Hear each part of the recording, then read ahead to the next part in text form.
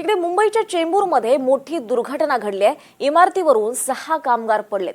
यामध्ये एका कामगाराचा मृत्यू झालाय तर इतर 5 जण हे जखमी असल्याचं कळत आहे।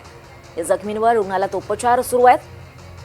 मुंबईमध्ये ही घटना घडली आहे। मुंबईच्या चेंबूरमध्ये ही मोठी दुर्घटना घडलेली आहे। इमारतीवरून 6 कामगार पडून यात एका कामगाराचा मृत्यू झाला, इतर 5 जण जखमी झालेत। ही दृश्य आपण पाहतोय। महापौर ऋतू तावडे या आता त्या दुर्घटनास्थळी दाखल झाल्यात। या संपूर्ण घटनेची ते माहिती घेत आहेत।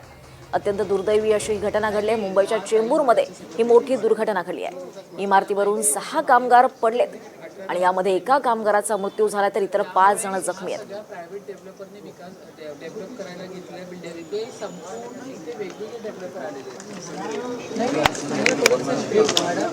आहेत। या घटनास्थळी ऋतू तावडे या दाखल झाल्यात। महापौर ऋतू तावडे या संपूर्ण घटनेची माहिती घेताना दिसत आहेत, संवाद साधताना दिसत आहेत।